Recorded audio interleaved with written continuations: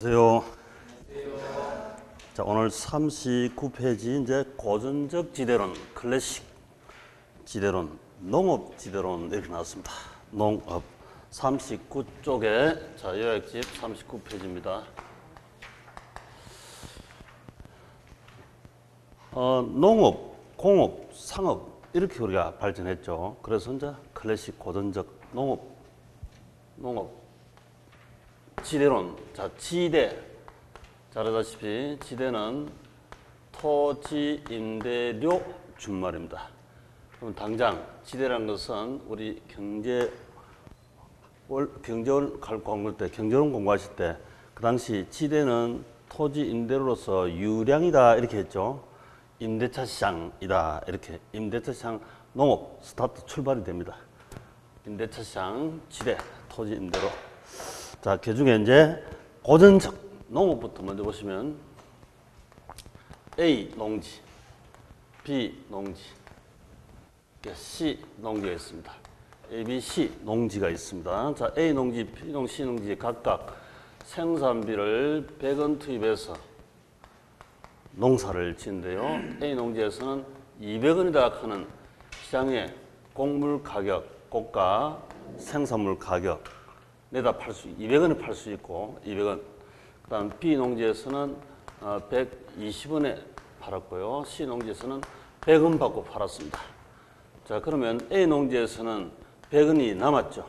이 100원 남은 것이 이걸 전부 다 A 지주에게, A 농지 지주에게 지대 토지 임대로 주면 빵이 되겠죠. 그 빵이 정상입니다. 정상.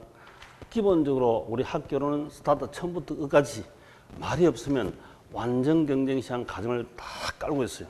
그래서 지대를 100원 줄 수 있다. 그 말은 생산비, 지대 제외한 생산비 100원, 곡물가 200원에 팔았으니까 지대를 100원 주면 본전 아닙니까? 그렇죠? 그렇게 해서 지대를 지대.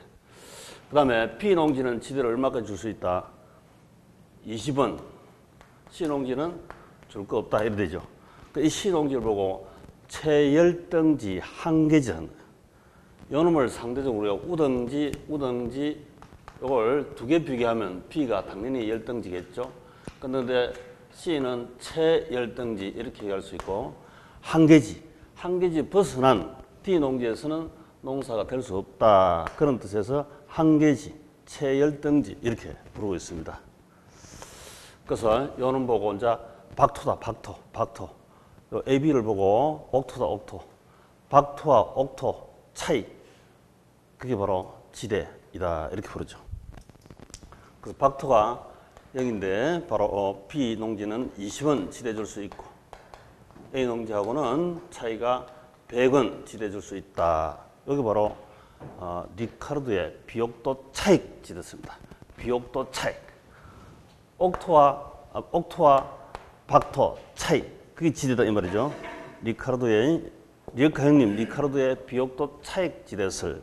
자, 읽어보시면 생산물 가격 고가가 지대를 결정합니다. 여기 보니까 곡물 가격이 많이 받으면 지대를 많이 줄 수 있고 적게 받으면 적게 줄 수 있고 그 고가가 지대를 결정한다. 비옥도 차익이다. 그죠? 그다음 우등지, 열등지 차익이 지대입니다. 우등지하고 최열등지하고 최열등지하고 지대이다. 경제적 잉여 고전학파. 자, 이거 옥토가 이거 자연은 삶입니까? 사람이 만든 겁니까 이게? 옥토. 이때는 고전학파 클래식 자연 현상입니다. 자연의 선물로 옥토를 선물을 받은 겁니다. 그래서 여기 나오는 지대는 전부 다 경제 잉여, 불로소득이다 이렇게 본 거예요. 고전학파. 그 다음에 수학 체험 법칙이다. 당연하죠. 우리 이 우등지가 이게 제한되어 있습니다. 우등지가 너무 많으면 이런 문제가 안 생겼죠. 우등지가 제한되어 있으니까 적으니까 당연히 우등지에 대한 희소성에 따라서 돈을 주고 지대를 주고 임차해서 생산비 투입해서 곡물 가격 내다 팔고 이렇게 됩니다. 제한적이고 그리고 수학 체감 법칙이라 한 말은 제가 농산물뿐만 아니고 우리 수요곡선은 우하향이죠. 우하향. 자, 수요곡선은 우하향입니다. 이 수요곡선 하나만 가지고도 다 설명이 가능합니다. 자, 우리 1차 농산물은 수학 체감 법칙이다. 이렇게. 자, 예를 들어서 고추나무 한 나무 심는데 제일 많이 달리는 게 예를 들어서 고추 100개래요. 그 다음 두 번째는 70개 달린답니다. 세 번째는 50개 달린대. 자, 그러면 어느 나무부터 고추를 심겠습니까? 당연히 제일 많이 달리는 고추밭에 심겠죠. 이걸 심고 그 다음에는 또 70개, 다음 50개 이렇게 수학 체감 법칙이 순서대로 심을 수밖에 없어요. 그래서 이걸 보고 한 개 수학 체감 법칙이다 또는 수학 체감 법칙이다 같은 말입니다. 같은 말이다. 자, 그 다음에 우리 1차 농산물하고 2차 공산품도 마찬가지예요. 공장을 건축할 때도 한 개 생산성 체감 법칙, 공장 설립해서 처음에 100개 생산, 제일 많이 생산한 곳에 설립하겠죠. 그 다음 낮은 것 이렇게 됩니다. 그 다음에 3차 상업 서비스 임대할 때 임대할 때 임대료 수익, 임대 수익, 한 개 수익 체감 법칙에 따라서 임대업을 시작합니다. 그 다 마찬가지지. 주거용은 자 주택을 설립할 때 주거용은 돈이 아니기 때문에 효용을 가져 효용 만족도. 내가 주택을 선택할 때는 행복 극대, 우리 시험은 그렇게 안 나오고 효용 극대 이렇게 나오니까 효용이니까 이게 한계형 체감 법칙. 내가 만족도 제일 좋은 집에 그거 먼저 살죠. 다음 이렇게 갑니다. 그래서 애인을 만나도 마찬가지고 쓸데없는 소리겠지만 한계형 체감 법칙, 만족도 효용은 한계형 체감 법칙 이렇게 됩니다. 이건 기본적으로 어디에도 다 마찬가지이기 때문에 이런 걸 가지고 기억할 필요는 없다 이 말입니다. 수요곡선 하나 원리만 아시면 되니까 세상 만사 기본적으로 이렇게 됩니다. 그래서 수학 체감 법칙이라는 것은 당연한 원리고 그 다음에 비판 무슨 이론에도 나오면 비판이 있습니다. 왜냐하면 이론이라는 것은 간단한 전제, 가정하에서 이렇게 이론이 나오는데 이 가정이 전에 제가 말씀드렸듯이 우리 이 보물선 찾으러 갈 때 보물선 지도를 입수해가 가는 게 좋다. 보물선 지도 없이 가는 게 좋다. 보물선 지도를 내 수중에 입수해가 가는 게 좋죠. 훨씬 낫지.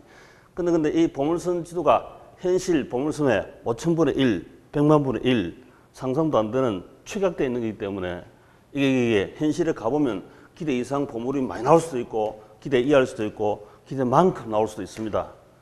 그래서 이게 보물선 지도 이게 우리 이론이고 보물섬의 기초적인 가정이기 때문에 모든 이론이 다 이루어져 있습니다. 현실을 심플하게 단순하게 해놓은 것이 가정, 전제 이걸 전제로 가지고 모델을 가지고 접근하는 거죠. 어떻게 농지가 이렇게 생겼습니까? 또 옥토박토 벗어나면 없다롭고 이렇게 가정 단순하게 심플하게 해서 이론을 전개할 수밖에 없습니다. 그래서 자려면 꼬리에 꼬리 물다 보면 답이 없으니까. 그래서 이론은 심플하게 기본 가정, 보물선 지도 가정이다 이런 얘기죠. 모든 이론이 다 그렇습니다. 그래서 이 가정 자체가 비판을 받는 거죠. 이 가정 자체가 현실은 이렇게 단순한 게 아닌데 왜 이렇게 단순하게 해서 이게 비판점이 된다고요. 그래서 모든 이론은 비판하는 점이 다 있습니다. 자, 그래서요, 이제 비판 위치 문제를 경시했다. 옥토고 박토인데요. 이 박토라도 우리 엄옆에 이 농지가 위치하면 T내에 우리 수송비 전략분이 추가 지대다 하는 지대가 더 발생할 수도 있죠. 그치? 여기가 업이래, 여기가 마켓, 업. 하여튼 시장 중심으로 봐야 한다 했죠. 학교는 전체가 실무도 그렇고 마찬가지입니다만은 시장 옆에 C 농지가 있으면 수송비가 적게 드니까 C 지대가 저 멀리 있는 A 옥토 지대보다 훨씬 더 크다 하는 걸 우리 앞에서 봤습니다. 그래서 거기서 이제 T내에 입지론해서 이 비판점을 설명한 게 하나 있고, 우리 현대도 위치가 중요하죠. 위치가 현대 농지도 위치가 중요하잖아요. 옥토, 박토 이게 농산물 수입은 별로 안 되니까 오히려 다른 공장이나 상가나 기타를 활용해서 수익을 더 창출할 수 있는 위치 좋으면 용도 변경해서 이게 훨씬 더 많은 게 현실입니다. 그래서 위치를 경시했다. 그 위치 경시는 T낸 입지론에서 설명해 줍니다. 그 다음에 체열등지 한계지도 지대를 현실적으로 발생합니다. 자, C 체열등지 가보니까 C 체열등지 현실적으로 이 소유자 C의 토지 소유자가 20원이다 하는 지대를 받고 빌려주지 공짜 대여하지 않더라 이거죠. 20원 받으니까 추가 들어간 비용이 100원에서 20원, 120원 들어갔습니다. 그래서 시장의 곡물 가격을 120원 받아야 본전이 됩니다. 본전. 즉 정상이 된다 말이죠. 항상 우리 비용 120원에서 수익 120원 생기면 이게 이제 바로 정상이윤 본전이 되는 거죠. 그래서 오히려 비용이 수익을 결정하는 이런 현실도 많더라 이거죠. 그래서 이걸 이렇게 설명한 게 바로 그 밑에 이제 리카르도 비옥도 차익 지대설이 아닌 바로 그 밑에 소유권자 절대 지대설이다. 시농지 한 개지도 소유자가 절대적으로 지대를 받고 절대 지대를 받고 빌려주더라 이 말이죠. 그래서 절대 지대설, 소유자 절대 지대설, 칼막스 앵글스 하는 거 있잖아요. 그 마르크스 절대 지대설. 자, 지대가 생산물 고가를 결정한다. 이렇게 되면 자 비용이 수익을 결정해요. 비용이 수익을 결정한다니까. 비용이 수익을 결정합니다. 지대는 생산비 일부다. 자, 이제 여기 보면 이거 농지 임차인 입장에서는 생산비로 들어간 거죠. 120원 들어갔으니까 120원 받은 겁니다. 그래서 생산 비용 일부다. 지대도 비용 일부다. 이렇게 본 거지. 저기는 불로소득이지만 여기는 요소 비용으로 받습니다. 그래서 가격 상승 원인이 된다. 지대를 20원, 30원 많이 주면 130원 받아야 되고 고가 상승 원인이 되고 토지 소유하고 있다는 독점적 지위 때문에 최열등지에서도 절대적으로 지대가 발생함을 설명했습니다. 자, 결론적으로 리카르도 비옥도 차익 지대에서는 옥토는 지대가 많고 박토는 지대가 없다 하는 결론이고, 그 다음에 칼막스의 절대 지대설에서는 최열등지 한 개지에도 소유자가 절대 지대를 받더라 이 말이죠. 절대 지대를 받으니까 그 지대주만큼 그 이외의 생산비 100원과 120원 이렇게 곡물 가격을 받아야 합니다. 이게 결론이죠. 그래서 한 개지 밖에 벗어난 것도 소유자 절대 지대설에서는 지대가 발생할 수가 있습니다. 이걸 이제 설명했다. 그래서 이제 크게 보면 이제 수익이 비용을 결정했다. 그다음 비용이 수익을 결정했다. 제가 이거는 경제학에서 쌍대성이라고 했죠. 남편이 잘해야 내가 잘하지. 아니다. 당신이 잘해야 내가 잘하지. 원리는 마찬가지입니다. 쌍대 문제. 자, 근데 기출. 리카르도의 차익 지대설에서는 지대 발생 원인을 농토의 비옥도에 따른 농작물 수확 양의 차이로 파악한다. OX. 그렇죠. 결론은 옥토냐 박토냐 비옥도 차익 지대설이니까 맞습니다. 그 다음 절대 지대설에 따르면 토지 소유 자체가 지대 발생 요인이 됩니다. 맞습니까? 맞죠? 이 소유권자가 절대적으로 지대를 공짜로 안 빌려주고 최열등지에서도 받고 빌려주더라 이 말입니다. 그럼 그걸 포함하여 120원 곡물 가격을 받아야 되죠. 다음 입찰지대. 자, 입찰하는 말은 여기서 우리 학개론에서 입찰이라는 것은 꼭 우리 경매 법원에 가서 경매할 때 입찰 그만 따지는 게 아니라 했죠.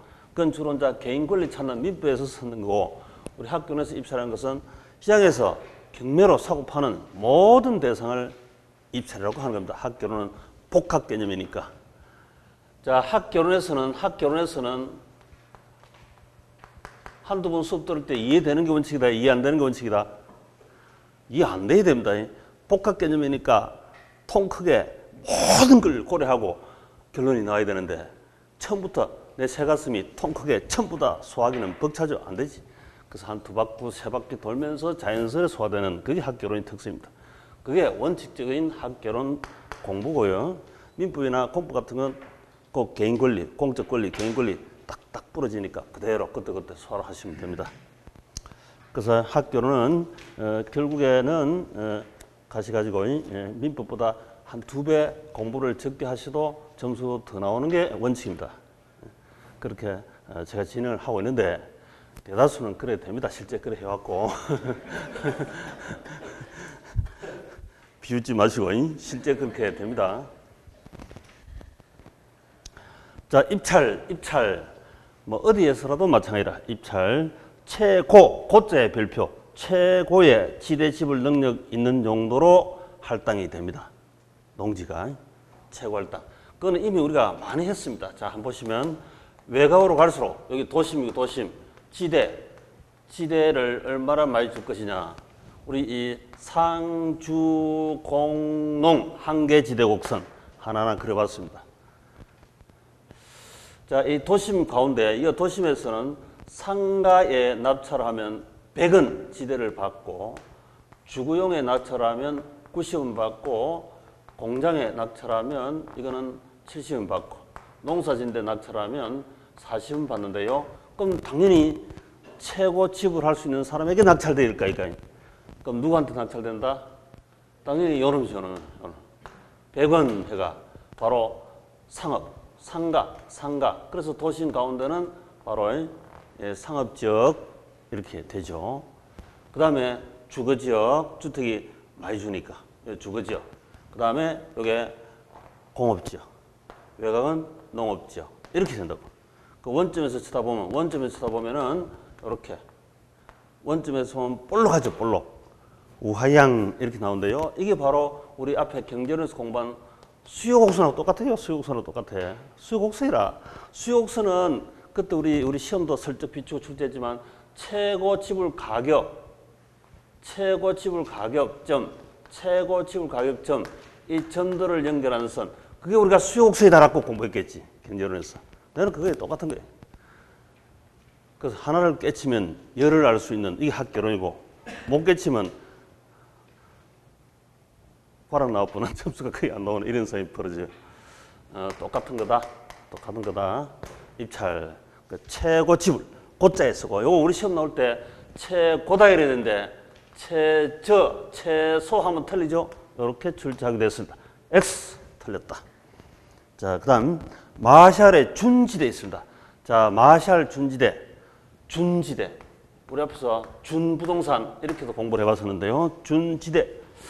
금방 저희들이 지대를 공부를 하고 있는데 준이란 이 사람이 등장했습니다. 이 사람이 만든 지대인데요. 이 사람이 만든 지대입니다.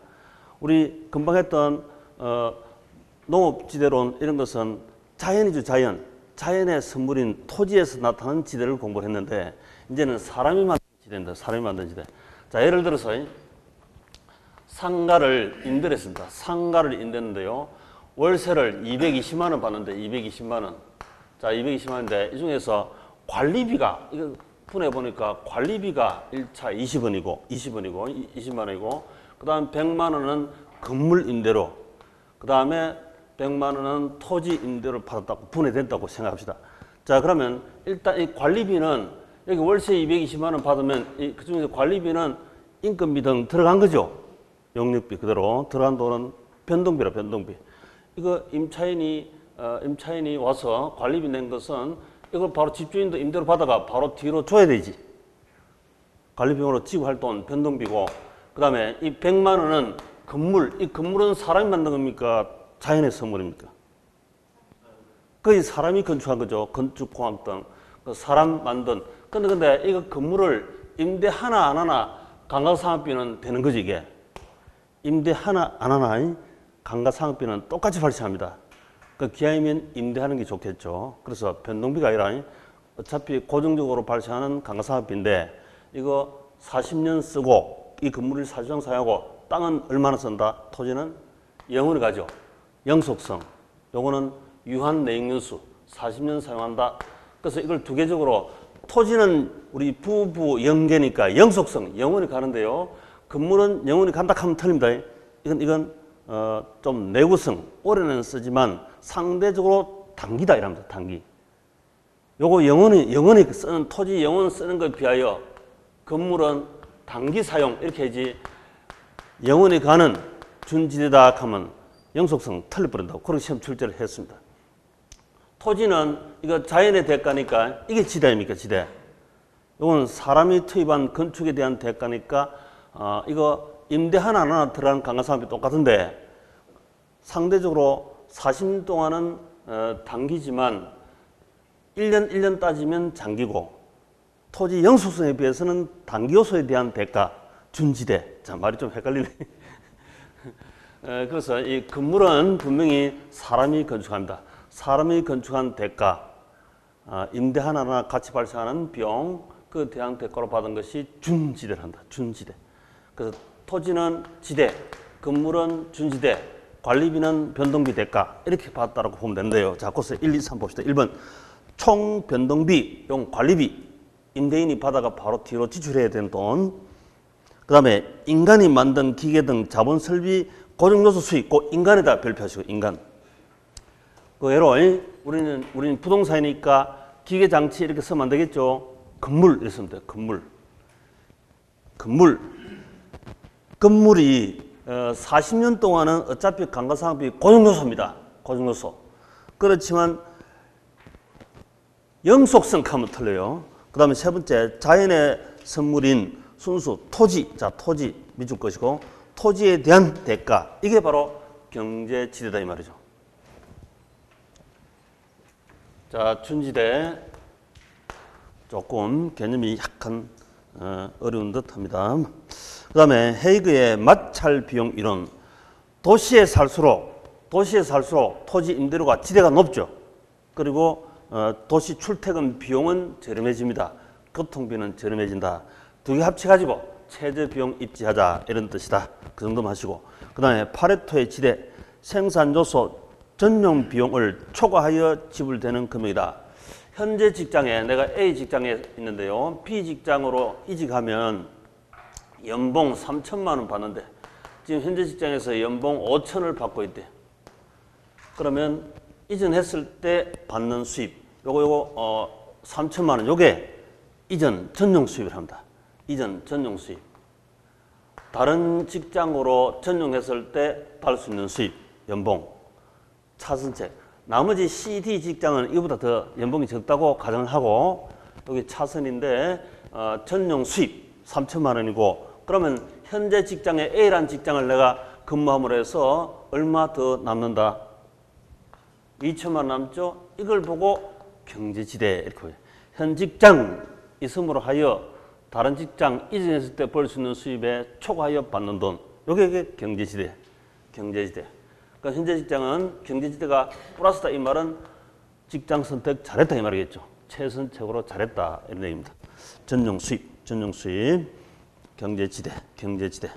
그 다음에 알론소의 입찰지대 곡선, 여러 개 지대 곡선 중 가장 높은 부분을 연결한 포락선 이미 했습니다. 좀 전에 제가 우리 상주 공농 했잖아요. 상주 공농. 바로 이게 요걸 뭐 포락선이에요. 포락선. 끌어안고 있는, 전체를 끌어안고 있는 포락선.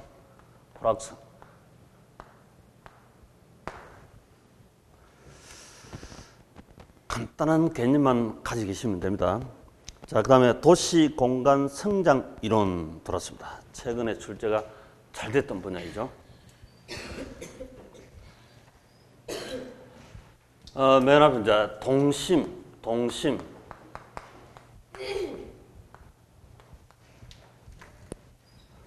도시 성장이 동심원 이론에서 동심, 아이 동자가 아니고 이거 같을 심지다. 심지 이게 영어로 쓰면 센터죠. 그래서 이게 CBD 이렇게 센터, 비즈니스 디스트릭트, 중심, 업무지구다 이렇게 부르지. 센터, 심지, 도심, 심지, 같은 심지. 어느 주거지라도 하나의 동심 같이 보고 있죠. 같을 동자. 동심은 이런. 자, 여기에 중심 업무지구가 있고요. 중심 업무지구. 그 다음에 점유지구, 저소득층, 고소득층, 통근, 가능권역 이렇게. 자, 보니까 저소득층, 고소득층, 통근, 이게 전체를 주거지역이다 이렇게도 출제를 합니다만 주거지역. 저소득층이 도심 가까이 있습니까? 고소득층이 도심 가까이 있습니까? 저소득층이 가까이 있죠. 이 둘만 보더라도 그렇고, 이 재미지대가 반지하 외국인 10명씩 기거하고 하는 이게 슬럼가, 뉴욕 할렘과 슬럼가처럼 그런 저소득층이 삽니다. 저소득층. 이건 이제 아주 저소득층이 살겠죠. 여기 가면 이제 저소득층의 특징은 여기는 빈 곳, 질병이 적다하면 틀리고 많다. 그리고 각종 질병 또 저소득층 도심에 가까이 있다 하는 요 하나 특징 남겨주시고요. 점이지대가 워낙 중요하니까 이걸 천이지대 또는 전이지대 이렇게 부르겠다. 천천히 이전이 되고 있는 지역, 점이지대. 중심 업무지구가 일로 침해해서 중심 업무지구가 확장되기도 하고 여기서 저소득층이 살다가 돈 좀 벌면 다시 저소득층으로 고소득층으로 이렇게 옮기기도 합니다. 그래서 저소득층이 도심 가까이 있다는 거 하나 특징하고 저소득층은 우리 직장 가까이 있어야 되죠. 출퇴근, 역세권 이렇게 직장에 가까이 직장 출퇴근하기가 편하다. 질병이 높다. 각종 도난 이런 것도 나타나기 쉽다 하는 중점 저고통, 중점 주거지역 이렇게 중점적으로 공부하셔야 학교는 공부가 됩니다.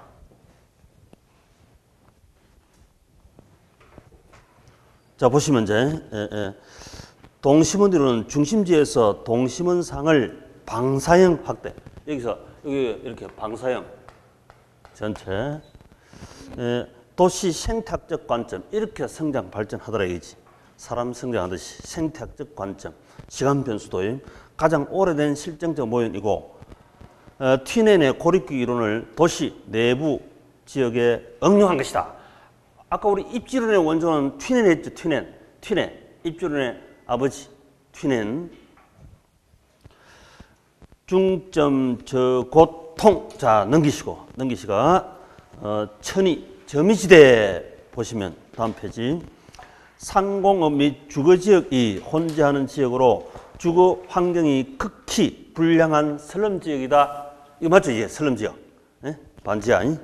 옛날 뭐 연탄 가스 채고 동치미 마시고 하는 시절 중심 업무지구에 침입과 천이 일어나는 것은 기본적으로 침입과 천이다 하는 것은 이 침입과 천이 개성, 석세스 이런 것은 여기저기 다 써도 되는 겁니다. 여기만 쓰는 용어가 아니고 온통 다 쓸 수 있으니까 침입하여 천이 개성한다 이런 용어는 그냥 쓰시면 돼요. 일반적으로. 내측에 업무 경공업지구와 해당하고 외측에는 사람들이 더 부해지면 제3의 지대로 이사 간다 이 말이죠.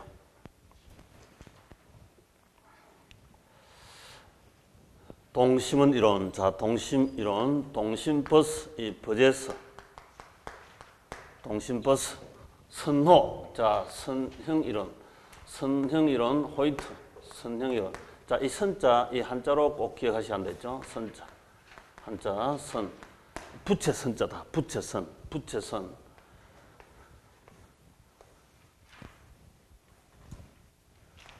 교통망측을 통해서 생긴 모양이 부채, 선풍기 날개 모양으로 생겼습니다. 부채. 교통망측을 통해서 여기 고소득층, 고급차 타고 출퇴근. 그 옆에 이제 중소득층. 반대편 달동네에 저소득층이 기간다 이랬습니다. 그럼 이거 우리 주거 분리, 저소득층 주거지역과 고소득층 주거지가 분리되는 걸 보고 주거 분리다 이렇게도 설명할 수 있고, 자 저소득층, 고소득층. 그래서 입지한 위치 한번 확인해 주시면 되고, 선형 이론. 자 보시면 교통 노선에 따라서 개발축이 형성되거나 홍수와 범람의 위험이 없는 강축 따라 형성되고 된다고 보면 고급주택은 교통망축에 입지하고 중급주택은 인근, 저급주택은 반대편에 달동네에 입지한다. 그래서 그 흔적을 좀 생각해 주시면 약간 응용 출제하더라도 그렇게 어렵지 않습니다. 쉽게 풀 수 있다. 그 다음에 이제 다핵심 이론 있죠. 다핵심 이론. 핵이 많다. 많을다. 핵이 많다. 예를 들어서 우리 이 도심이 발전할 때 뭐 여기 있는 지역, 공장이 있는 지역, 또 중심 상업 지역, 농사 짓는 지역, 뭐 이런 식으로 핵을 여러 개 두고 성장 발전하는 그걸 보고 다핵심 이론을 한다. 다핵심 이론. 대도시는 단핵인 동심은 보다는 이런 핵이 여러 개를 두고 성장, 발전하는 게 일반적이다. 이렇게 부르죠. 그러면 공장은 공단에 들어가는 게 좋겠고, 공장이 상업지역에 있을 일은 없겠죠. 또 중심 상업지역 같으면 상업지역은 여기에 올려 있는 게 좋겠고, 농사 짓는 농업지역 따로 있는 게 좋겠죠. 그래서 우리가 끼리끼리 모인다 이 말이지. 끼리끼리 모여서 도시 전체가 성장, 발전하는 이런 다 핵심 이론입니다.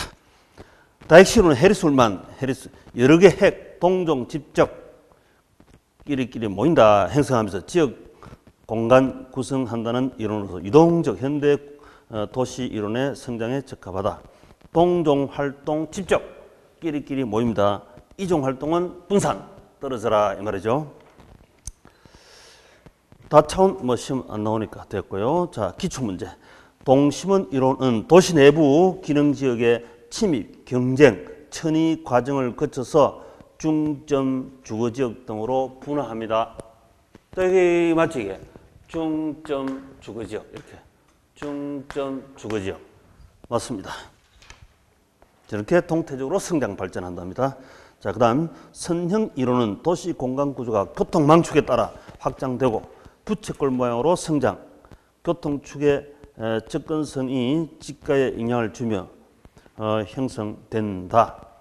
교통망, 부채꼴 모양으로 교통이 외곽지역에 발전합니다. 그에 따라서 고급주택, 고급차 타고 출퇴근하는 이런 지대가, 여기는 비싸겠지. 당연히 비싸겠죠.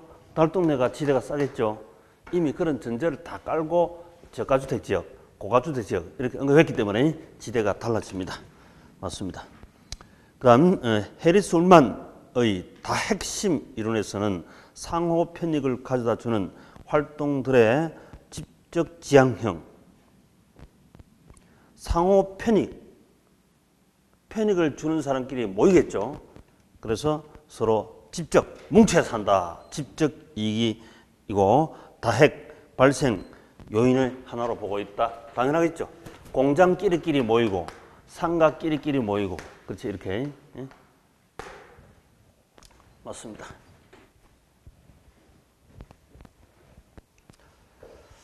그래서 도시성장이론에서 금방 했던 우리 동심버스 선호 다 했다. 옛날 부산에 가면 동심버스가 있었죠. 저로 동심버스. 동심버스 선호 다 했다. 뭐 이름을 다른 사람 넣고 틀린 것 찾아라 하는 것은 극히 적게 출제됩니다만은 사이사이 이름이 나오니까 뭐 굳이 암기 안 하더라도 흔적만 남겨두시고 동심버스 선호 다 했다. 동심버스 선호 다 했다.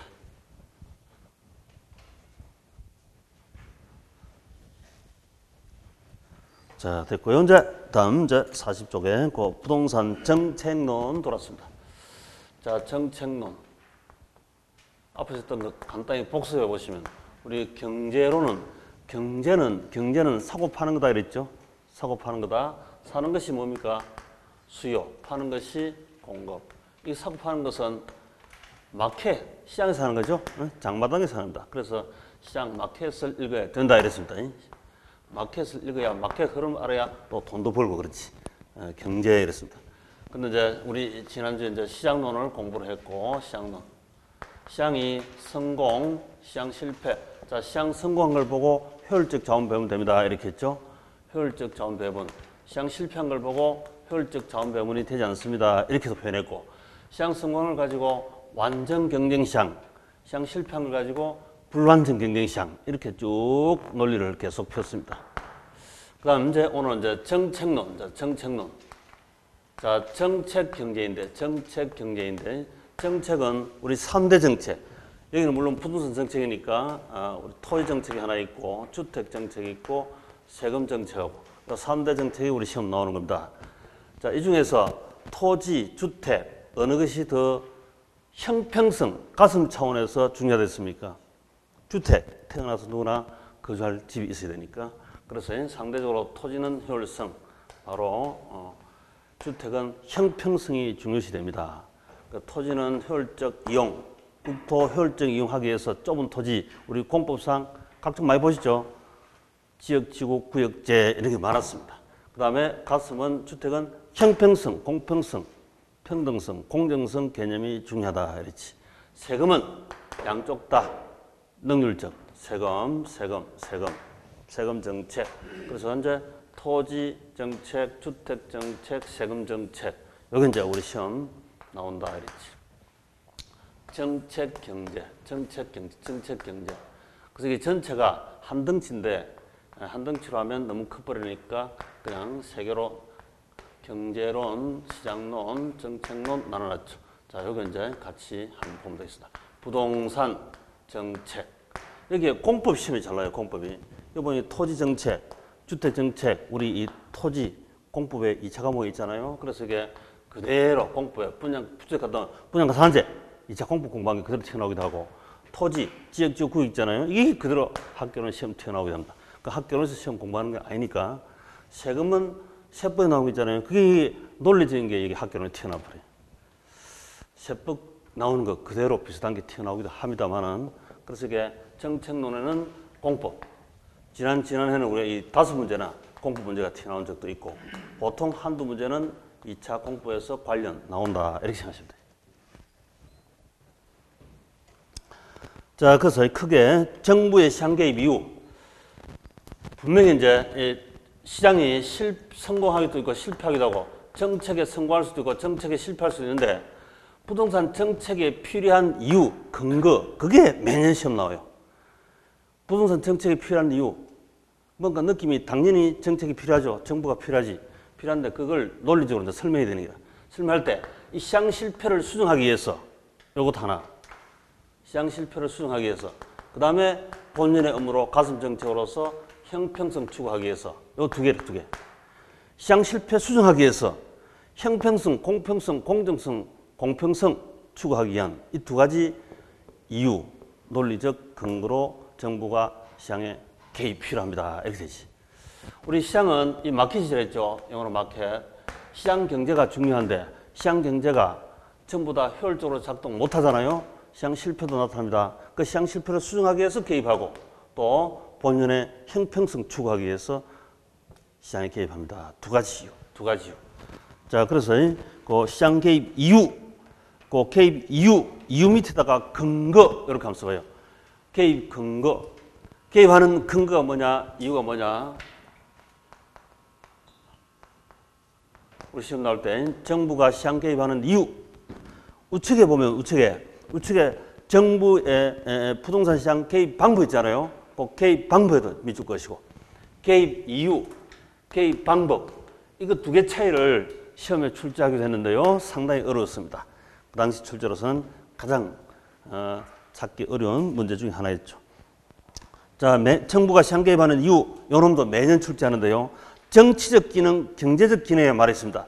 자, 정치적 기능을 사회 목표를 달성하기 위해서 형평성이 더욱더 중요하고 예를 들어서 주택 정책을 했어요. 그러면 이게 바로 그게 정치적, 사회적 기능하는 것은 바로 형평성 추구, 주택 정책, 이게 가장 일반적입니다. 아무리 부자도 집 한 채 있으면 되고 아무리 가난한 사람도 집 한 채가 있어야 됩니다. 그렇죠? 형평성 추구, 이게 본연의 업무 하나이고 그 다음에 두 번째 경제적 기능, 시장 실패를 수정하기 위해서 아까 시장이 실패한데 시장 실패, 이 시장 실패를 수정하기 위해서 정책이 필요하다 이 말이지. 그게 형평성 추구와 시장 실패 수정, 시장 실패를 효율성을 높이기 위하여 개입한다. 이 두 가지 개입 근거, 이유 이렇게 출제를 합니다.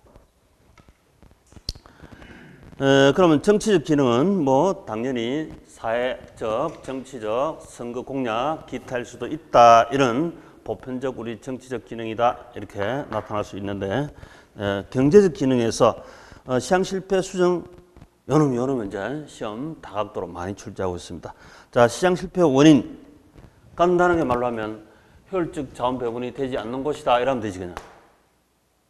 효율적 자원 배분이 실현되지 않는 곳, 즉 시장 실패다. 이렇게 하면 되죠. 간단하게.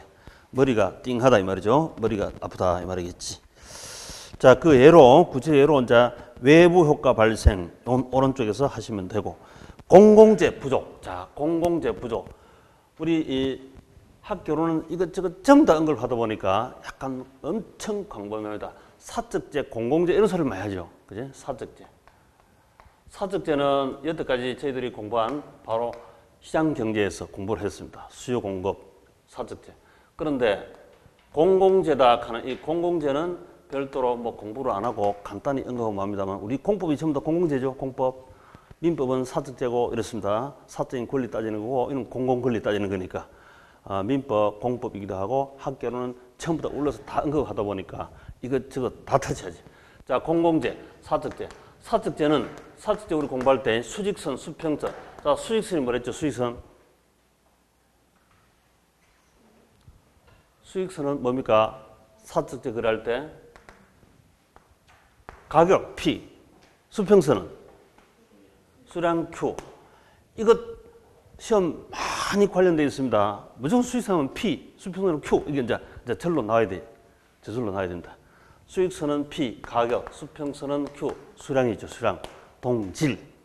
퀄리티, 질은 같고 수량만 차 있습니다. 이렇게 PQ, PQ. 근데 공공재는 가령 공공재다. 국방 의무 이행하지 않더라도 국방의 혜택을 보죠. 굳이 배제할 필요 없고 국방의 의무를 이행하지 않았다. 대가를 치르지 않았다고 배제, 비배제성. 이걸 보고 비배제성, 배제할 필요가 없어요. 또 이걸 보고 이제 비경합성을 한다. 그리고 우리가 음식은 내 돈 주고 샀으면 내가 먹죠. 내가 먹으면 다른 사람 못 먹습니다. 다른 사람 먹지 마라. 내가 먹겠다. 배제할 수가 있어요. 음식은 사적제. 이렇게 분명히 내 돈 주고 샀으니까 내가 먹는다. 이렇게 배제할 수가 있고 내가 돈 냈으니까 배제할 수가 있고 경합을 벌입니다. 근데 음악을 같이 들으면 음악은 어떻습니까? 음악은 내가 돈 안 낸다고 해서 굳이 옆에서 내 친구 듣는 친구를 배제할 필요 없죠. 그죠? 옆에 친구 듣는다고 해서 내가 또 경합을 벌여가지고 내가 적게 듣거나 이런 게 없습니다. 그 음악 같으면 같이 듣는 공공재 요소도 있겠죠.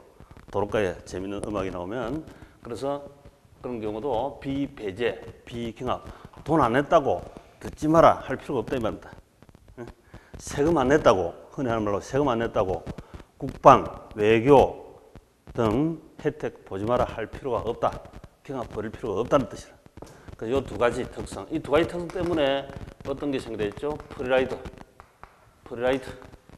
무임승차 문제가 생깁니다. 무임 이 말은 저 대가를 치지 않고 비배제성, 가격 치지 않고도 승차, 국방 외교 혜택을 너도 보고 나도 보고 평합을 안 벌이니까 무임승차 문제 발생. 무임승차 문제가 발생하니까 우리 세금을 가지고 국방이다, 공무원 보수다, 외교다 뭐 이렇게 다 쓰죠. 그죠? 그 생산 비용이 세금으로 주로 받아가지고 공공재를 생산합니다. 그런데 만약에 이걸 사적재 기능처럼 자율적으로 세금 내라 하면 전국에 세금 낼 사람이 많다 적다? 자발적으로 세금 내라. 자기 대가 받는 만큼. 사적재처럼 내 대가 받는 만큼 지불 이게 안 돼요. 안 돼.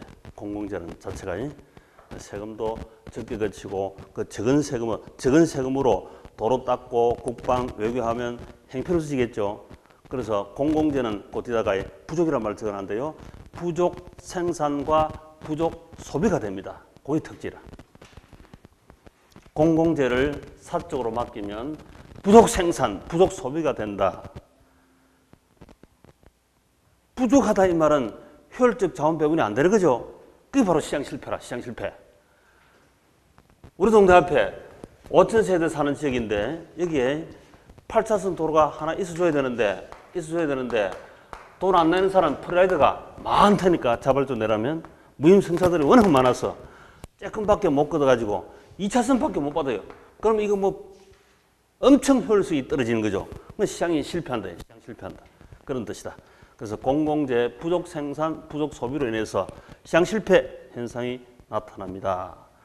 그렇게 출제를 합니다. 비경합성, 비배제성 하는 용어 하나 익혀놓으시고 비경합성, 비배제성, 비배제성, 비경합성. 불완전 경쟁시장. 완전 경쟁시장은 효율적 자원 배분이 맞지. 불안정 경쟁 시장은 당연 효율적 자원 배분이 실현되지 못하는 현상이 벌어지고, 그 대책의 유효 경쟁이다 이런 말은 서너 기업이지만 경쟁을 유효 경쟁화 시키면 완전 경쟁 시장의 효과를 좀 따를 수가 있습니다. 그래서 유효 경쟁화 시켜야 한다 이런 뜻이고, 정보 비대칭 요놈도 시험 부지기수 출제를 했다. 노벨 경제상 이게 제일 많이 받았죠. 정보 비대칭. 우리 완전 경쟁 시장은 정보가 완전하니까 퍼펙트 인포메이션이니까 정보 비용이 전혀 쓸 필요도 없고 그렇다고 했습니다. 근데 정보가 비대칭, 자, 사는 사람하고 파는 사람하고 사는 사람 말고 파는 사람 모르면 정보가 대칭이지 못하죠. 또 파는 사람 알고 사는 사람이 모르면 이것도 정보가 비대칭입니다. 그죠? 정보가 많고 적고. 그러면 이게 정상가는 이 땅 시세가 3억에 거래돼야 이게 정상인데 완전 경쟁 시장의 정상 가격인데, 그래야 이렇게 효율적 자원 배분이 될 텐데 이게 깨지더라 이 말이죠. 효율적 자원 배분이 안 되더라 이 말이죠. 왜 그러냐니까 비싸게 3억 5천에 사고 팔면 이거 사는 사람은 모르고 파는 사람은 안다 이 말이죠. 파는 사람이 5천만 원 더 받고 팔았어요. 그러면 이 파는 사람 보고 모랄 해저드 이렇게 부른다. 도덕적 해이. 그 요약집 적어 놓으시죠. 그 다음에 이 사는 사람은 몰랐으니까 5천만 원 더 비싸게 산 걸 이거 보고 역선택, 잘못된 선택이다 이렇게 불러줍니다. 잘못된 선택, 역선택, 모랄 해저드. 또 사는 사람이 알고 파는 사람이 모르면 싸게 샀겠죠.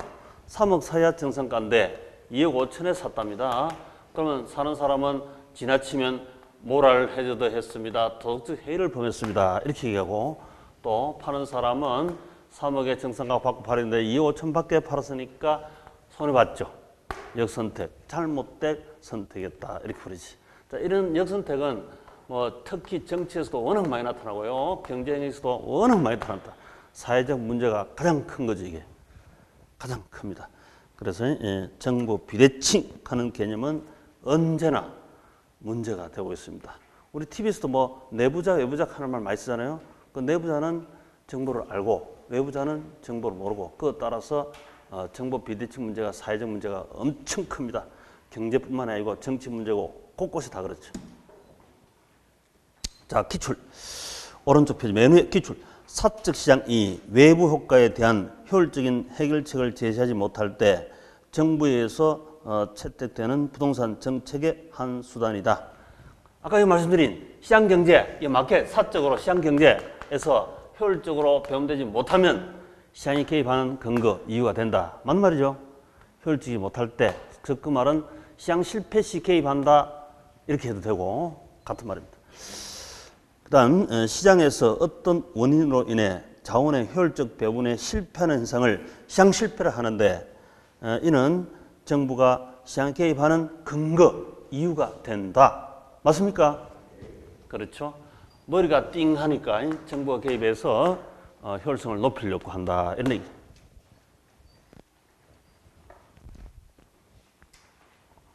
자, 그 다음 정부의 부동산 개입 방법.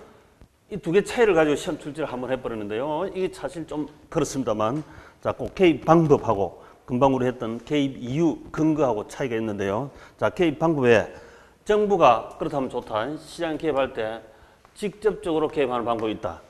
직접이다 이 말은 정부가 직접 수요 공급자가 되는 겁니다. 시장에 들어가서 땅을 사고 개발해서 팔고 이렇게 한대요.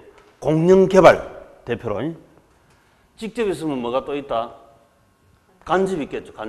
간접적이다 이 말은 시장에 사고 파는 보조 기능을 합니다. 정부가 보조, 시장을 보조하는 기능이다 이 말은 투기 수요 공급하면 중과세 때려버리고 투자 수요 공급하면 경과세 때리고 이런 간접적으로 시장에 보조하는 기능, 그게 간접이라. 직접 간접.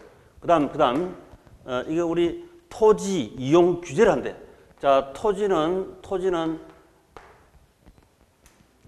개인이 사적으로 만든 겁니까? 자연의 선물입니까? 그래서 기본적으로 이게 사실 공공재적 성격이죠.